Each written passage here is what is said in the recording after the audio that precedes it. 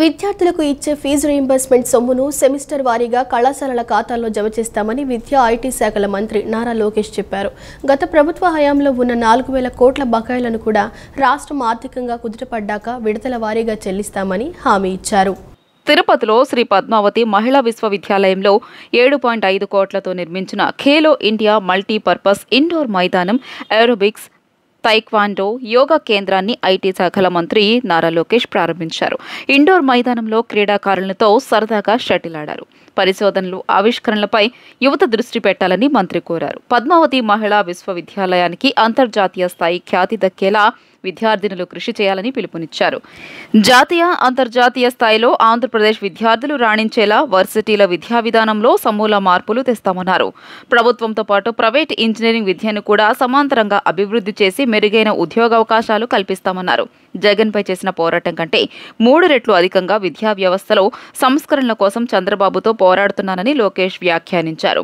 విద్యార్థులకు ఇచ్చే fee reimbursement సొమ్మును సెమిస్టర్ వారీగా కళాశాలల ఖాతాల్లో జమ చేస్తామని విద్యా ఐటీ శాఖల మంత్రి నారా లోకేష్ చెప్పారు. గత ప్రభుత్వ హయాంలో ఉన్న 4,000 కోట్ల బకాయిలను కూడా రాష్ట్రం ఆర్థికంగా కుదుటపడ్డాక విడతల వారీగా చెల్లిస్తామని హామీ ఇచ్చారు.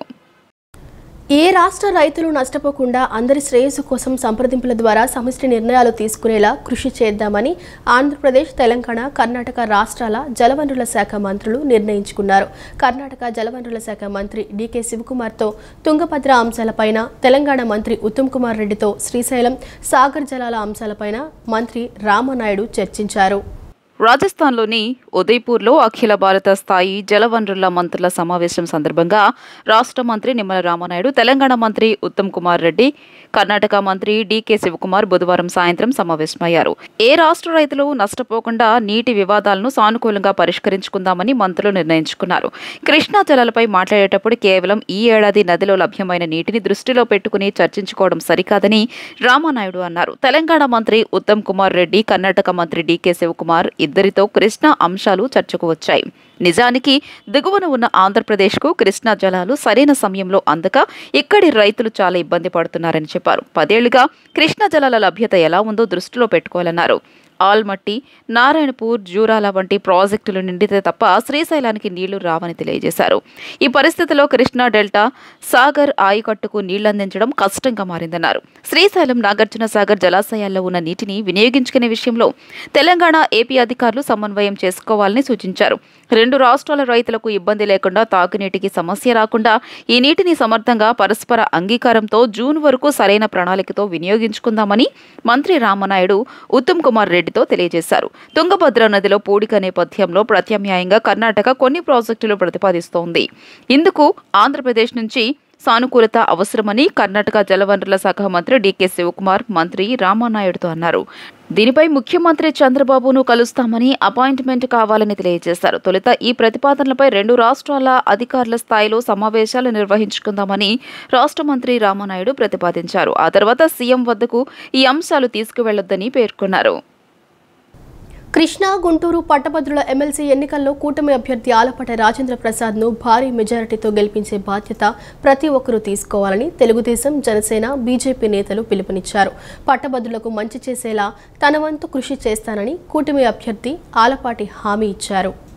గుంటూరు జిల్లా తెనాలిలో కూటమి పార్టీ శ్రేణుల ఆత్మీయ సమావేశంలో మంత్రి నాదెండ్ల మనోహర్, ఎమ్మెల్యే సోమిరెడ్డి చంద్రమోహన్ రెడ్డి, టీడీపీ రాష్ట్ర అధికార ప్రతినిధి పరిటాల శ్రీరామ్, బీజేపీ, జనసేన నేతలు పాల్గొన్నారు. కృష్ణా, గుంటూరు పట్టభద్రుల ఎమ్మెల్సీ ఎన్నికల్లో కూటమి అభ్యర్థి ఆలపాటి రాజేంద్ర ప్రసాద్ను భారీ మెజారిటీతో గెలిపించే బాధ్యత ప్రతి ఒక్కరూ తీసుకోవాలని తెలుగుదేశం, జనసేన, బీజేపీ నేతలు పిలుపునిచ్చారు.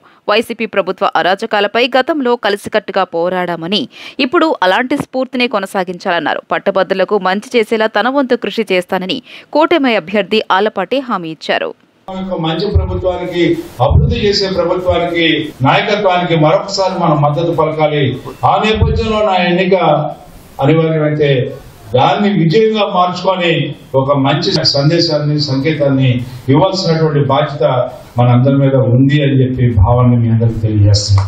ఈ రోజున పిలిచి మొట్టమొదటిగా ఈ రాష్ట్రంలో ఎవరికైనా పదవి ఇచ్చారంటే అది ముందు నాకే అనౌన్స్ చేశారు. కార్పొరేషన్ కంటే ఇంకోటి ఆ గౌరవం ఇచ్చినందుకు ఒక సీనియర్ సభ్యుడిగా నాకు ఆ గౌరవం ఈ రాష్ట్రంలో ఈ కూటమి నాయకత్వం నాకు దక్కినందుకు కూటమికి నేను హృదయపూర్వకంగా చంద్రబాబు నాయుడు గారికి, పవన్ కళ్యాణ్ గారికి, పురంధేశ్వరి గారికి, లోకేష్ గారికి నా హృదయపూర్వకమైనటువంటి ధన్యవాదాలు తెలుపుకుంటాను. ఏపీ ఫైబర్ నెట్ లో ముగ్గురు ఉన్నత అధికారులపై వేటు పడింది. Fibre net chief technology officer Bharadwaj, fibre net business head Suresh, procurement assistant manager Shashank, Haider ఖాన్ను తక్షణమే విధుల నుంచి తొలగించాలని fibre net chairman GV Reddy ఆదేశాలిచ్చారు. గత వైసీపీ ప్రభుత్వం చేతులు కలిపి సంస్థను నష్టాల్లో చూపించేందుకు కుట్ర జరుగుతోందని, విచారణ జరిపి సొమ్మును రికవరీ చేయాలని సీఎస్కి లేఖ రాస్తున్నట్లు చైర్మన్ జీవీ రెడ్డి తెలిపారు. నగరంలోని RTC complex fibre net chairman విలేకరుల సమావేశాన్ని నిర్వహించారు. ఏపీఎస్ఎఫ్ఎల్లో సంస్కరణలు చేస్తున్న అధికారులు సహకరించడం లేదని, అందుకే ముగ్గురు అధికారులపై చర్యలు తీసుకున్నట్లు చైర్మన్ స్పష్టం చేశారు. ఏ స్థాయిలో అధికారులు పనిచేస్తున్నారో మీ అందరికీ తెలియజేస్తున్నట్లు జీవీరెడ్డి మీడియాకి వివరించారు. గత 9 నెలలుగా ఫైబర్ నెట్లో కనీస పురోగతి లేదని, ₹1 ఆదాయం కూడా తీసుకురాలేకపోయామని జీవీరెడ్డి ఆవేదన వ్యక్తం చేశారు. కమిషనర్ దినేష్ కుమార్ ఆగస్టు నెల ఛార్జ్ తీసుకుని ఒక్క టార్గెట్ పెట్టుకుని కనీసం ₹1 ఆదాయం పెంచేందుకు ప్రయత్నించలేదని జీవీరెడ్డి ఆగ్రహం వ్యక్తం చేశారు. ఫైబర్ నెట్ సిబ్బందికి అక్రమంగా 3 నెలలు జీతాలు చెల్లించారని విమర్శించారు. ఎన్నో నెట్వర్క్స్ ఇష్యూలు వస్తున్నా కనీసం పట్టించుకోవడం లేదన్నారు. ఆపరేటర్లు వస్తున్న కనీసం వారికి అపాయింట్మెంట్ ఇవ్వకుండా ఇంటికి పంపించేవారని తెలియజేశారు. కమిషనర్ ఆయనకి right hand, left hand, front hand ఒక్క ఆర్గనైజేషన్ పెట్టుకుని సంస్థ నిర్వీర్యం చేసేందుకు కుట్ర పన్నారని అనుమానం కలుగుతోందన్నారు. గత వైసీపీ ప్రభుత్వం చేతులు కలిపి సంస్థను నష్టాల్లో చూపించేందుకు కుట్ర జరుగుతోందని, విచారణ జరిపి సొమ్మును రికవరీ చేయాలని సీఎస్కి లేఖ రాస్తున్నట్లు చైర్మన్ జీవీ రెడ్డి తెలియజేశారు. ఆల్రెడీ వాళ్ళు ఏనుగు లేకుండా ఫైబర్ నుండి పీను లేక తయారు చేసిపోతే ప్రీవియస్ మేనేజ్మెంట్ ఆ శవాల మీద పేలాలు ఏరుకోవడం అంటే ఇదే ఇల్లు. ఇప్పుడున్న మేనేజ్మెంట్, ఇప్పుడున్న అధికారులు మా సంస్థలో ఏంటిది? వీటన్నిటికీ రెండోది వచ్చేసరికి నేను చైర్మన్ అయిన తర్వాత నాకు బుక్స్ ఆఫ్ అకౌంట్స్ చూపించమని నేను అడిగితే ఈ రోజుకు నాకు బుక్స్ ఆఫ్ అకౌంట్స్ చూపించలేదు. నాకు బుక్స్ ఆఫ్ అకౌంట్ చూపించినా కూడా చాలా వరకు కొన్ని సమస్యలు పరిష్కారం అయ్యింది. నేను అడిగితే మీకు బుక్స్ ఆఫ్ అకౌంట్ చూపించాల్సిన అవసరం లేదంటారు. అసలు బుక్స్ ఆఫ్ అకౌంట్స్ ఇవ్వాల్సిందే చైర్మన్కి. బుక్స్ ఆఫ్ అకౌంట్స్ ఏజీఎం నడిస్తే వచ్చి సబ్మిట్ చేసేదే మొత్తం పిన్ టు పిన్ తీసుకొచ్చి సబ్మిట్ చేయాల్సిందే చైర్మన్కి. అయితే చైర్మన్కి బుక్స్ ఆఫ్ అకౌంట్స్ ఇవ్వమంటారు అంటే ఏం దాద్దామని, ఎవరిని కాపాడదామని మీరందరూ? ఒక ఐఏఎస్ స్థాయిలో, ఒక డిప్యూటీ కలెక్టర్ స్థాయిలో మీరు చేసే పని ఇదా? మా దగ్గర ఎండీగా ఐఏఎస్ ఉంటారు, ఈడీలుగా డిప్యూటీ కలెక్టర్స్ ఉంటారు. ఒక ఐఏఎస్, ఒక డిప్యూటీ కలెక్టర్ చేసే పనులు ఇవి. తర్వాత ఆడిట్ 2023-24 మనకు తెలుసు కదా, సిఏజీ ఆడిట్ నడుస్తుంది ప్రభుత్వ రంగ సంస్థలకి. 2023-24 ఆర్థిక సంవత్సరానికి ఇంతవరకు ఆడిట్ స్టార్ట్ కాలేదు. 2024-25 కూడా ఒక నెలలో పూర్తవుతుంది. దీనికి కూడా స్టార్ట్ కావాల్సింది. 2023-24 స్టార్ట్ కాకపోతే ఇదిగో సుబ్బారాయుడు గారు అని చెప్పేసి దీనికి ఆడిటర్స్, వాళ్ళు CAG auditors, P Subbarayudu and co chartered accountants auditors 3 సార్లు లెటర్స్ రాశారు. మేము వచ్చి మీకు ఆడిట్ చేస్తాము, మీరు బుక్స్ ప్రొవైడ్ చేయండి, మీ స్టాఫ్ను అందుబాటులో ఉంచమని 1 కాదు 2 కాదు 3 సార్లు లెటర్ రాస్తే కనీసం వాళ్ళకు ప్రొవైడ్ చేయడం పక్కన పెట్టి రిప్లై కూడా దిక్కు లేదు. ఏది? 2023-24 ఆర్థిక సంవత్సరానికి వాళ్ళు ఆ సంవత్సరానికి 3 సార్లు రాస్తే దిక్కు లేదు రిప్లై. 24-25 కూడా అయిపోని వస్తుంది ఇంకొక నెలలో. ఇది పరిస్థితి. ఇంకా అంటే ఒక పక్క బిజినెస్ చేయట్లేదు, ఒక పక్క కంప్లైన్సెస్ ఫాలో కావట్లేదు, ఒక పక్క ఉన్న బిజినెస్ ఏదో అది చెప్పే కదా, కొద్దిగా గొప్ప కనెక్షన్స్ 4.5 లక్షల కనెక్షన్స్ ఉన్నాయి. పోనీ వాళ్ళనన్నా ఉంచుకుందామంటే దానికి నెట్వర్క్ ఇష్యూస్ ప్రాబ్లం అవుతుంటే సాల్వ్ చేయరు. సూపర్ మ్యాన్ కంటే హనుమాన్ గొప్పని, ఇదే విషయాన్ని మన పిల్లలకి చెప్పాలని మంత్రి నారా లోకేష్ సూచించారు. రాష్ట్రంలో ప్రధాన దేవాలయాల సేవలన్నీ వాట్సాప్ ద్వారా అందుబాటులోకి తెచ్చామన్న మంత్రి లోకేష్ త్వరలోనే తిరుమల తిరుపతి దేవస్థానానికి సంబంధించిన సేవలు కూడా వాట్సాప్ వేదికగా తీసుకొస్తామని తెలిపారు. తిరుపతిలో జరుగుతున్న ఐటీసీఎక్స్ ముగింపు కార్యక్రమంలో ఐటీ విద్యాశాఖ మంత్రి నారా లోకేష్ పాల్గొన్నారు. సమావేశాన్ని ఉద్దేశించి నారా లోకేష్ మాట్లాడుతూ ఆలయాల పాలనా వ్యవస్థలో ఏపీ ఆదర్శమని చెప్పారు. రాష్ట్రంలో ప్రధాన దేవాలయాల సేవలని వాట్సాప్ ద్వారా అందుబాటులోకి తెచ్చామన్న ఆయన త్వరలోనే తిరుమల తిరుపతి దేవస్థానానికి సంబంధించిన సేవలు కూడా వాట్సాప్ వేదికగా తీసుకొస్తామని తెలియజేశారు. తిరుమల సహా రాష్ట్రంలోని ఆలయాల్లో భారీ క్యూ లైన్లు లేకుండా భక్తులు ఎక్కువ సమయం వేచి చూడకుండా చర్యలు తీసుకుంటామని, ఏఐ, డ్రోన్ వంటి సాంకేతికతను ఉపయోగించి రద్దీ నిర్వహణ, నియంత్రణ చేస్తామని వెల్లడించారు. ఇదే సమయంలో సాంప్రదాయాలను కాపాడతామన్న లోకేష్ ప్రధాన ఆలయాల్లో వైదిక సాంప్రదాయాలను నిలబెట్టుకునేందుకు వైదిక కమిటీలు ఏర్పాటు చేసినట్లు గుర్తు చేశారు. సూపర్ మ్యాన్ కంటే హనుమాన్ గొప్పని, ఇదే విషయాన్ని మన పిల్లలకి చెప్పాలని తల్లిదండ్రులకు సూచించారు. ఐటీసీఎక్స్ చొరవ తీసుకుని దేవాదాయ శాఖ మంత్రులు సదస్సు నిర్వహిస్తే బాగుంటుందని సూచించిన మంత్రి ఆంధ్రప్రదేశ్ ఇందుకు తొలి వేదిక కావాలని ఆకాంక్షిస్తున్నట్లు చెప్పారు. సమాజానికి సేవ చేస్తే పరమాత్ముడికి సేవ చేసినట్లు హిందూ ధర్మం అంటుంది. మన దేశ సంస్కృతి సాంప్రదాయాలు ఎంతో గొప్పవి. ఇప్పుడు ప్రపంచం మొత్తం మన వైపు చూసే విధంగా గౌరవ ప్రధానమంత్రి నరేంద్ర మోడీ గారు తీసుకున్న నిర్ణయాలు, మన ఆలయాలు, పండగలు, పూజలు అనేది కీలకమైన భాగం. ఇది మన జీవిత విధానం. దీని ముందుకు తీసుకెళ్లాల్సిన బాధ్యత ఇక్కడున్న మనందరి పైన ఉంది. ఎంత టెక్నాలజీ వచ్చినా, ఆర్టిఫిషియల్ ఇంటెలిజెన్స్ వచ్చినా, లేదంటే మెషిన్ లెర్నింగ్ వచ్చినా దేవుడే మన అందరినీ నడిపిస్తారు. మనం చూసాం, ఇస్రో సైంటిస్ట్ రాకెట్లు ఎగిరించాలనుకున్నప్పుడు తిరుమలకి వచ్చి దేవుడు దర్శనం తీసుకుంటారు. అదే మనందరి నమ్మకం. ఇదే ఈరోజు నిజం. అందుకే ప్రజల్లో భక్తి భావన అనేది పెంచాల్సిన బాధ్యత ప్రభుత్వాలపైన, దేవాలయ వ్యవస్థలపైన, సంస్థలు కలిసికట్టుగా కృషి చేయాల్సిన అవసరం చాలా చాలా ఉంది. పిల్లలకి గంటల తరబడి ఈరోజు ఫోన్లు ఇస్తున్నాం, ఐప్యాడ్లు ఇస్తున్నాం, పుస్తకాలకి దూరం అయిపోయారు. ఇది మార్చాల్సిన అవసరం మనందరిపైన ఉంది. ఈరోజు కేంద్ర ప్రభుత్వ సహకారంతో, రాష్ట్ర ప్రభుత్వ ప్రోత్సాహంతో అనేక పబ్లిషర్స్ అద్భుతమైన పుస్తకాలు రూపొందిస్తున్నారు. నేను కూడా చూసా. నాకు 9 సంవత్సరాల అబ్బాయి ఉన్నాడు, దేవాంశ్. అతనికి నేను ఐఫోన్లో ఐప్యాడ్లు ఇవ్వను, కానీ అద్భుతమైన పుస్తకాలు ఇస్తున్నాం. సుస్థిర సమగ్ర పర్యాటక అభివృద్ధి, ఆర్థిక పురోభివృద్ధి, ఉపాధి కల్పనలో 25,000 కోట్ల పెట్టుబడులు ధ్యేయంగా అడుగులు వేస్తున్నామని పర్యాటక మంత్రి కందుల దుర్గేష్ వివరించారు. ప్రభుత్వం తరపున ఇన్వెస్టర్లకు మెరుగైన రాయితీలు కల్పించి పూర్తి సహకారం అందిస్తామని భరోసానిచ్చారు. ఢిల్లీలో జరుగుతున్న south Asia leading travel tourism exhibition 2025 వేదికగా పర్యాటక మంత్రి కందుల దుర్గేష్ ఇన్వెస్టర్లకు ఆహ్వానం పలికారు. సుస్థిర సమగ్ర పర్యాటకాభివృద్ధి, ఆర్థిక పురోభివృద్ధి, ఉపాధి కల్పనలో 25,000 కోట్ల పెట్టుబడులే ధ్యేయంగా అడుగులు వేస్తున్నామని వివరించారు. పీపీపీ విధానంలో పర్యాటక రంగాన్ని అభివృద్ధి చేస్తున్నామని వెల్లడించారు. ప్రభుత్వం తరపున ఇన్వెస్టర్లకు మెరుగైన రాయితీలు కల్పించి పూర్తి సహకారం అందిస్తామని భరోసానిచ్చారు. జాతీయ, అంతర్జాతీయ పర్యాటకులకు గమ్యస్థానంగా ఏపీని తీర్చిదిద్దుతామని తెలియజేశారు. రాష్ట్ర సందర్శనకు రావాలని ఇన్వెస్టర్లను మంత్రి కోరారు. ఏపీ పర్యాటకాభివృద్ధిలో ఇన్వెస్టర్ల భాగస్వాములు కావాలని ఆకాంక్షించారు. రాష్ట్ర వ్యాప్తంగా టూరిజం సర్క్యూట్లు, యాంకర్ హబ్లు, థీమాటిక్ అప్రోచ్ ఏర్పాటు, అంతర్జాతీయ మౌలిక వసతుల కల్పన, పర్యాటకుల భద్రతకు ప్రభుత్వం బాధ్యత తీసుకుంటుందని వివరించారు.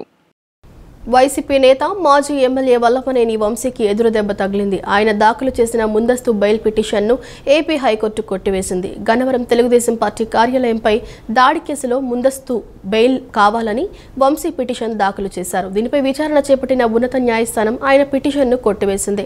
టీడీపీ ఆఫీసులో కంప్యూటర్ ఆపరేటర్ దళిత యువకుడు సత్యవర్ధన్ కిడ్నాప్ దాడి కేసులో ఇటీవల వల్లభనేని వంశీమోహన్ను పోలీసులు అరెస్టు చేశారు.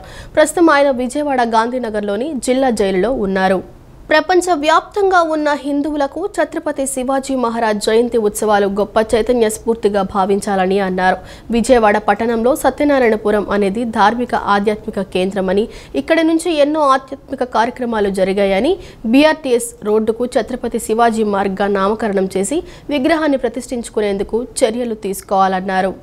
సత్యనారాయణపురం బీఆర్టీఎస్ రోడ్లో నాగలింగం శివాజీ ఆధ్వర్యంలో ఛత్రపతి శివాజీ మహారాజు జయంతి వేడుకలు బుధవారం వైభవంగా నిర్వహించారు. శైవక్షేత్రం పీఠాధిపతి శివస్వామితో పాటు ఆధ్యాత్మికవేత్తలు, సనాతన ధర్మవాదులు పాల్గొని శివాజీ జీవిత చరిత్ర వివరించారు. విజయవాడ అంటే రాజకీయ చైతన్యమే కాదని హిందూ చైతన్యమని పేర్కొన్నారు. జాతికి స్ఫూర్తి నింపిన మహనీయుడు ఛత్రపతి శివాజీ మహారాజ్ అని అన్నారు. పరమత సహనానికి ప్రతీక శివాజీ మహారాజు అని తెలియజేశారు. శివాజీ జీవితం, రాజ్య పాలనను నేటి పాలకులు ఆదర్శంగా తీసుకోవాలని సూచించారు. శివాజీని విజయాల వైపు మళ్లించిన ఆయన తల్లి జిజియాబాయి మహనీయురాలన్నారు. శివాజీ జీవిత చరిత్రను నేటి యువత తెలుసుకోవాలని కోరారు. ఛత్రపతి శివాజీ, ఆయన మాతృమూర్తి జిజియాబాయి వేషధారణలో చిన్నారులు అందరినీ ఆకట్టుకున్నారు.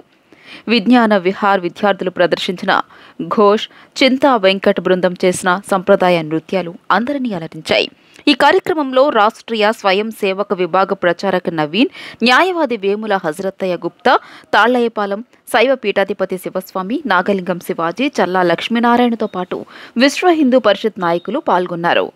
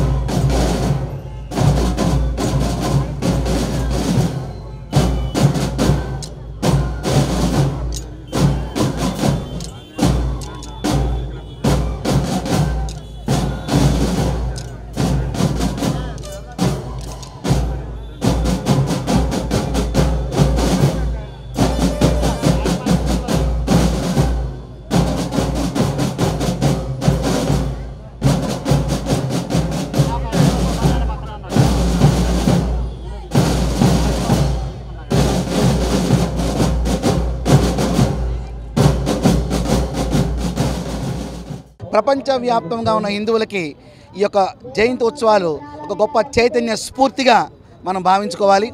మన విజయవాడ మహానగరంలో ఆది శంకరాచార్య సర్కిల్లో మానిశ్రీ నాగలింగం శివాజీ గారి యొక్క ఆధ్వర్యంలో హిందూ ధార్మిక ధర్మపరులతో ఈ రోజున ఛత్రపతి శివాజీ యొక్క పిల్లల యొక్క వేషధారణ మరియు ఆ జయంతి ఉత్సవాల ద్వారా వక్తలచే మా హిందూ చైతన్యాన్ని నింపే విధంగా ఒక ప్రవచన కార్యక్రమం జరుగుతుంది.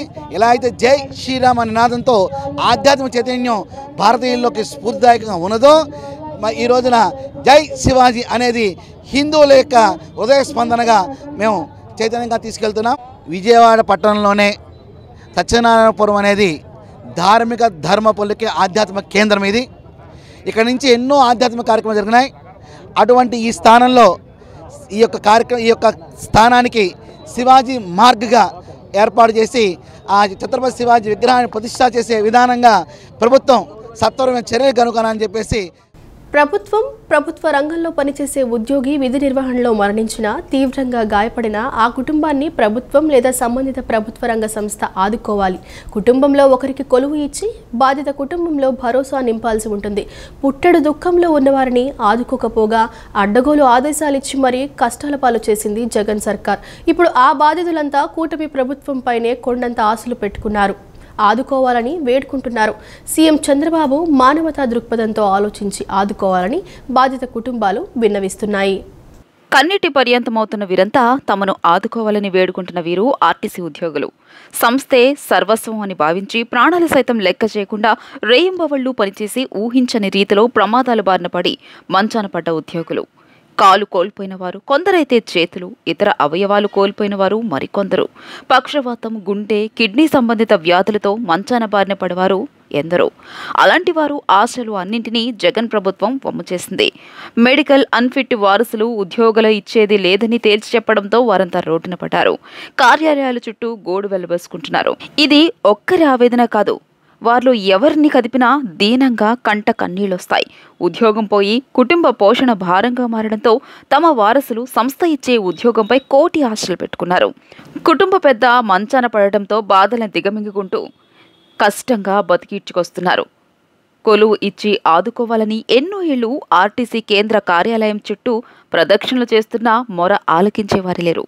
కనిపించిన వారందరికీ వినతులు, చెప్పులు అరిగేలా తిరుగుతున్నా కొలువు మాత్రం దక్కలేదు. తాము ఏం పాపం చేశామంటూ 175 మంది బాధితులు ఆవేదన వ్యక్తం చేస్తున్నారు. ప్రతిష్టాత్మక ప్రపంచ సుందరి పోటీలకు హైదరాబాద్ వేదిక కానుంది. మే 4 నుంచి 31 వరకు జరిగే పోటీల్లో గ్రాండ్ ఫినాలే సహా ప్రారంభ, ముగింపు వేడుకలను హైదరాబాద్లో నిర్వహించనున్నారు. రాష్ట్రంలోని వివిధ ప్రాంతాల్లో ఇతర ఈవెంట్లు జరగనున్నాయి. ప్రపంచవ్యాప్తంగా 140 దేశాలకు చెందిన యువతులు ఈ పోటీల్లో పాల్గొననున్నారు. దేశంలో కొత్త రాష్ట్రమైన తెలంగాణ 10 ఏళ్లుగా వేగంగా పురోగమిస్తోంది. ప్రస్తుతం అందాల సుందరి పోటీలకు వేదికవుతోంది. మిస్ వరల్డ్ పోటీలను 8 నుంచి 9 ఈవెంట్లుగా నిర్వహించనున్నట్లు సమాచారం. లండన్ వేదికగా ఉన్న మిస్ వరల్డ్ సంస్థ తెలంగాణ పర్యాటక సంస్థతో కలిసి పోటీలను నిర్వహించనుంది. మిగిలిన ఈవెంట్ల నిర్వహణకు రామప్ప, యాదాద్రి ఆలయాలు, లక్కవరం, అనంతగిరి వంటివి ఈ జాబితాలో ఉన్నాయి. దుబాయ్ నగరం నుంచి తీవ్ర పోటీ ఎదురైన హైదరాబాద్కు ఉన్న అన్ని అనుకూలతల వల్లే భాగ్యనగరానికి ఆతిథ్య హక్కులు దక్కాయని నిపుణులు అభిప్రాయపడుతున్నారు. ఈ వార్తలు ఇంతటితో సమాప్తం. మరో బులెటిన్తో మళ్ళీ కలుసుకుందాం. అంతవరకు సెలవు. నమస్కారం.